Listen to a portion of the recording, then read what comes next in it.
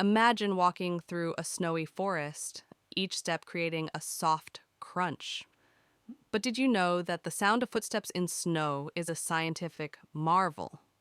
When you step on snow, you're actually compressing tiny ice crystals, causing them to fracture and create that familiar crunching sound.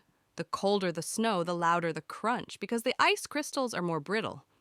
This means that on a frigid day, your footsteps can echo like a symphony in the stillness of the forest. Next time you're out in the snow, listen closely and enjoy nature's music. Like, comment, and subscribe for more fun facts.